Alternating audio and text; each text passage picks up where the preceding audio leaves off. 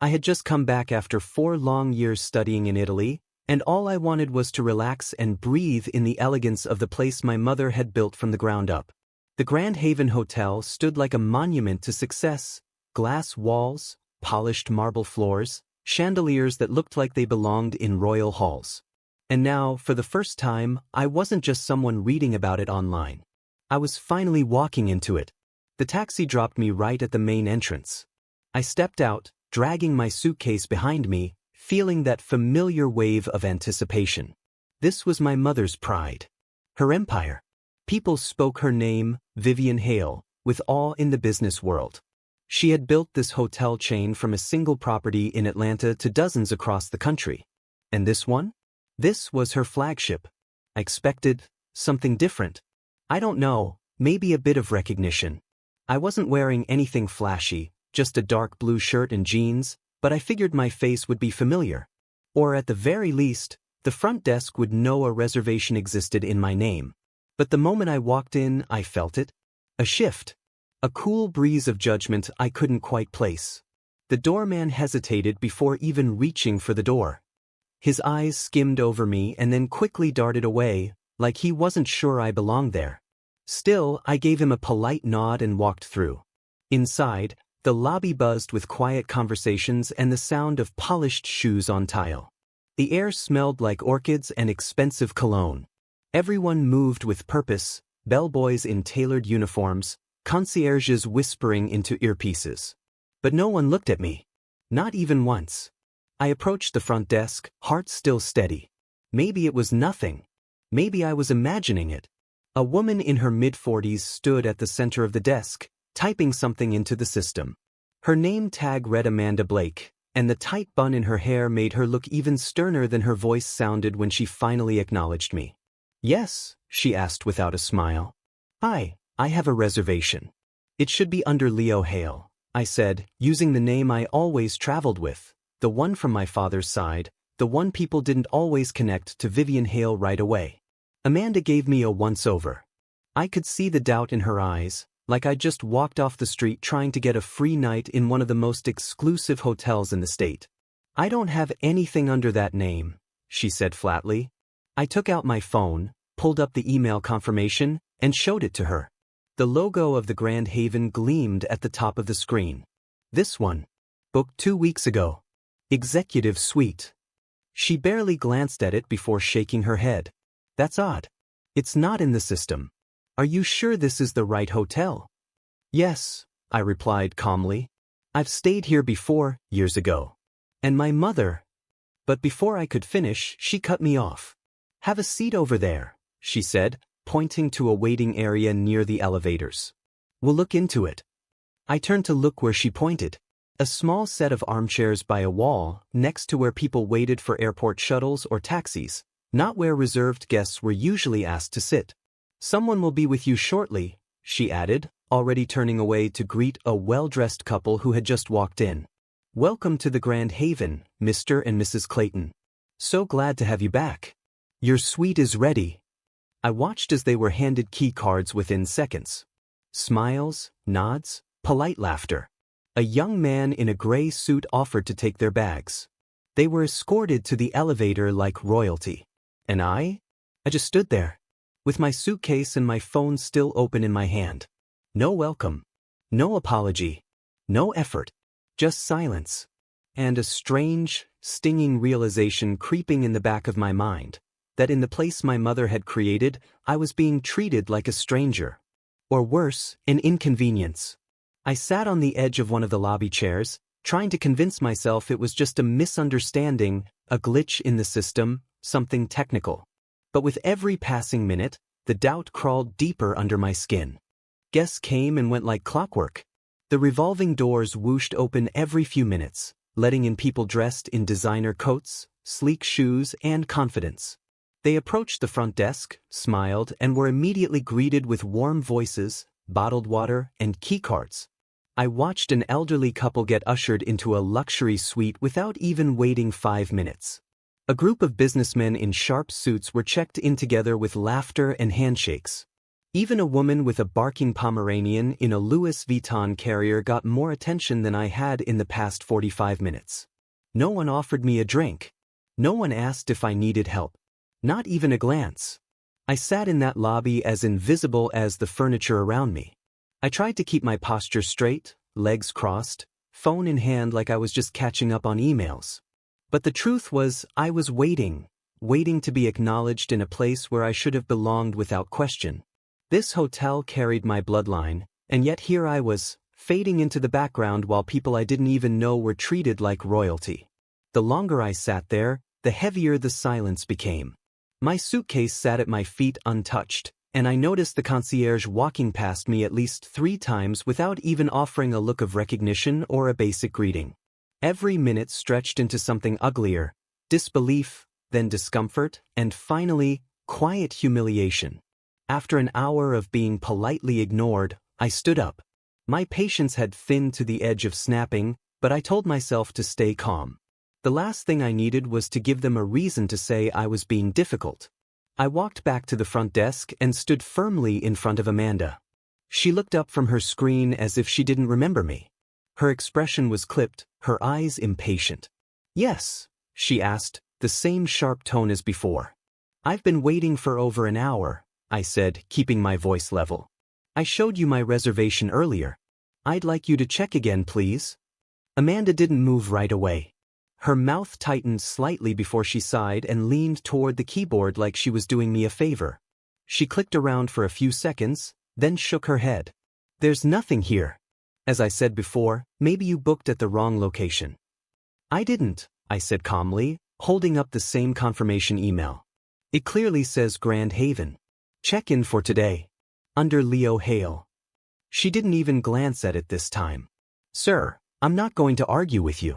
If you're not a registered guest, you'll need to leave the check-in line so others can be assisted." Her voice was sharper now, louder.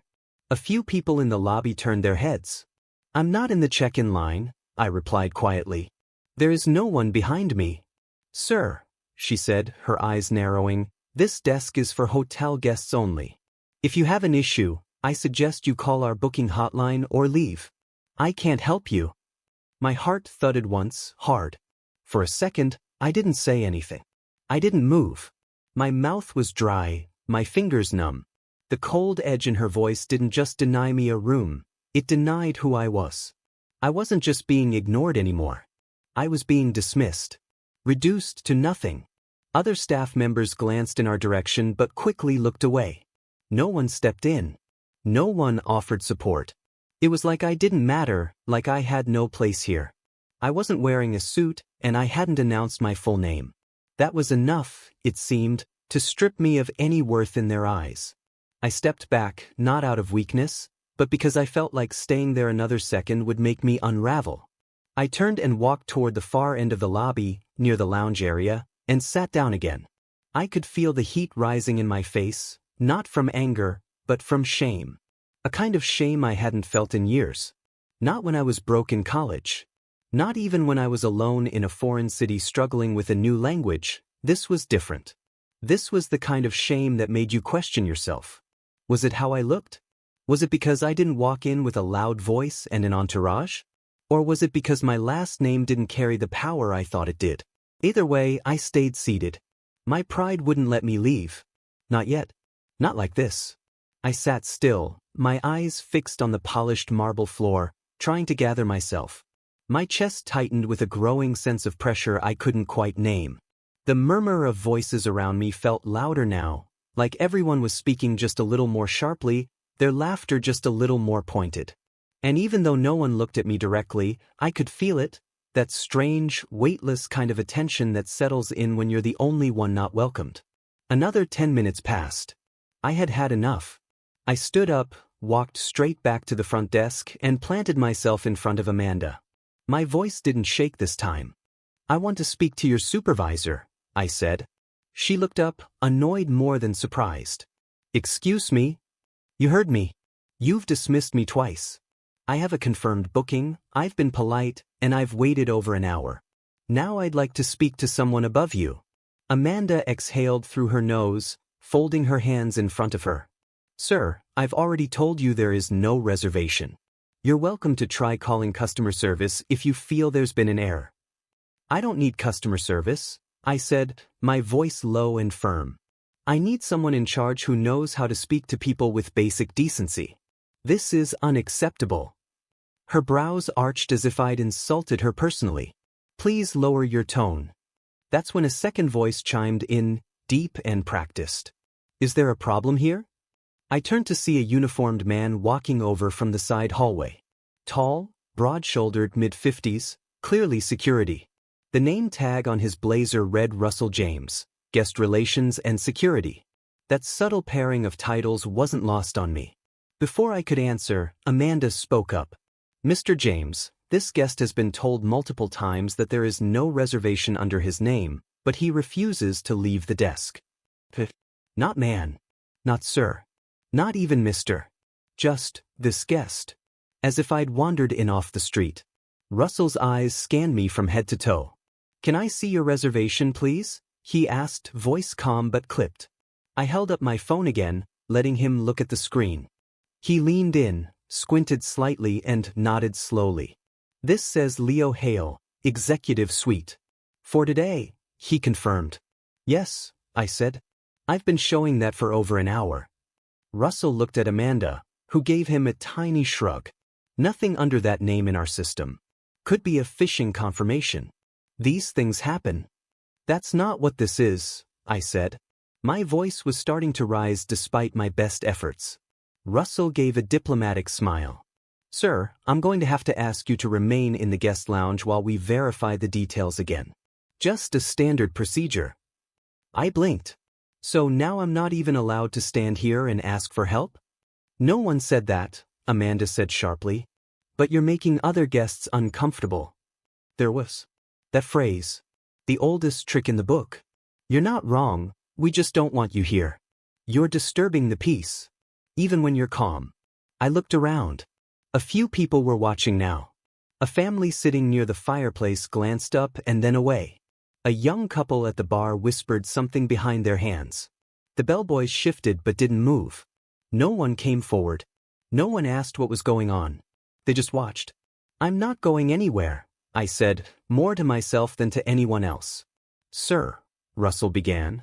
No, I interrupted, eyes locked on him. You can stand there and pretend this is about a mix-up. You can pretend it's a system glitch or a fake email. But we both know what this is. I've seen people check in with less. I've watched you hand out keys to guests who barely said their names. But me? I walk in, and suddenly everything's complicated.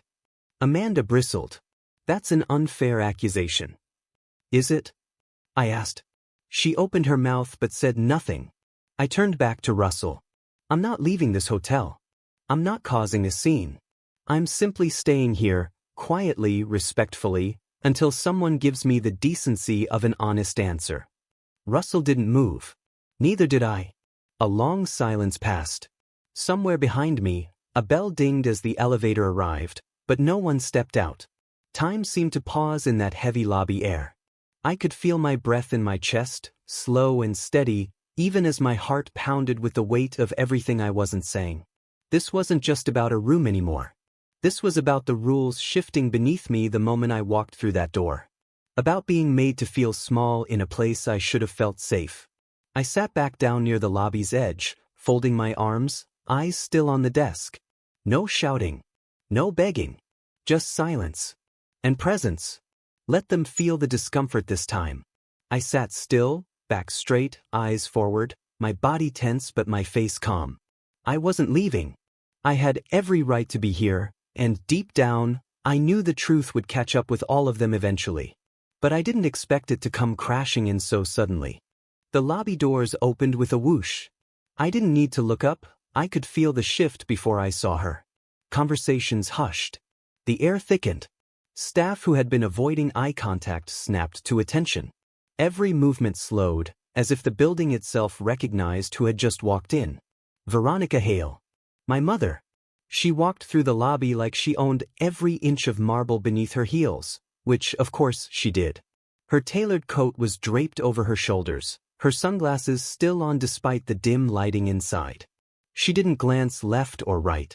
Her stride was purposeful, straight toward the front desk. Amanda noticed her the moment she stepped in. The confident expression drained from her face. Her hands froze mid-typing. She quickly stood up, tugging at the hem of her blazer like it might save her. "Mrs. Hale," Amanda said, voice trembling with forced warmth. What a surprise. Clearly, my mother cut in, her voice cool and sharp. "It must be, if my son has been sitting here for over an hour without being assisted." Amanda's lips parted, but nothing came out. I saw her throat move as she swallowed hard. Veronica turned her head slightly, her eyes landing on me. "Leo," she said softly, "are you all right?" I stood, unsure of what to say. I nodded once. She looked back at Amanda. Her expression didn't change, but her words had weight. "Explain. Now." There must have been a mix-up with the booking system," Amanda stammered. "We didn't realize he was—" "You didn't realize he was who?" Veronica asked, one eyebrow rising. "A guest? My son? Or just someone who didn't fit your idea of who belongs here?" Amanda's face turned pale. The silence in the lobby was deafening now. The staff behind the desk stood frozen. The concierge had stopped mid-call. Guests nearby pretended not to listen, but everyone was listening. "I saw the cameras before I walked in," my mother continued. "I watched my son be dismissed, questioned, ignored, and embarrassed by people who work for me. People I trusted to carry the name of this hotel with integrity." "Mrs. Hale, No," she interrupted. "You will not talk your way out of this." Her voice dropped, low but cutting. This wasn't just poor service. This was discrimination. Subtle, quiet, polite enough to avoid headlines, but cruel all the same. You didn't see him as a guest. You didn't see him at all. Amanda was trembling now, her hands clasped tightly in front of her. Veronica turned slightly, addressing not just the desk, but everyone within earshot. "Let me be clear, this ends today. Effective immediately, every department will undergo mandatory ethics and anti-bias training. There will be accountability. There will be a change. And anyone who cannot align themselves with that change will not have a place here." Her words cut through the air like a knife. Russell, the security head, stepped forward but said nothing. Even he looked rattled. She turned back to Amanda. "You are suspended. Effective now. A formal investigation will follow." Amanda nodded, too stunned to argue. She stepped aside slowly, her eyes downcast. Veronica stepped behind the desk, scanned the system, and within seconds had my booking pulled up on the screen. Reservation confirmed. Executive suite. For nights. Under Leo Hale. She glanced at me again. With full guest privileges, of course. She handed me the key card herself. I took it from her, feeling something deep in my chest loosen. Not because I had been proven right, but because the truth had finally been spoken aloud. And everyone had heard it. Amanda didn't argue. She didn't cry, or make excuses, or ask for a second chance. She simply turned, gathered her things in silence, and walked through the lobby she once ruled with false smiles and quiet judgments. The sound of her heels clicking across the marble echoed like a closing chapter. Every staff member watched her go. Veronica remained calm, but her eyes scanned the room with sharp precision. "This isn't just about one person," she said, loud enough for everyone to hear. "It's about a system we allowed to rot in plain sight. That ends now." She turned to Russell, the head of security, who had stood frozen through most of the confrontation. "You're not dismissed," she said, voice firm but level. "But I need to know, when someone tells you to look away, do you? Or do you question it?" Russell looked at her, then at me, then back again. "I didn't know who he was," he said quietly. "That's not the point," Veronica replied. "You don't need to know who someone is to treat them with basic decency. You don't need to recognize a name to recognize humanity." He nodded, slowly, shame creeping across his face. "Understood." Around us, the atmosphere had changed completely. The lobby no longer felt like a cold, polished museum of wealth. It felt like it had cracked open. Walls that once stood so strong now let light in. Staff members glanced at one another with subtle nods, and I could see something in their eyes I hadn't seen before. Relief. Maybe even hope. Veronica stepped closer to me and touched my arm gently. "Come on," she said. "Let's go upstairs." We walked side by side through the lobby. This time, the doorman didn't hesitate. The bellboy rushed to grab my suitcase. Guests stepped aside, some offering me polite nods. Not because of who my mother was, but because the air had shifted and they felt it too. In the elevator, she looked over at me. "I'm sorry," she said. "I didn't know this would happen. I should have prepared them better. Protected you better." "You did," I said. "Just now you did." She smiled, the kind of smile I hadn't seen since I was a kid. Still, no one should ever have to prove they belong. Not here. Not anywhere. As the doors slid open to the executive floor, I took a deep breath. The tension in my chest had started to fade. The quiet humiliation that had settled inside me hours ago was lifting, piece by piece.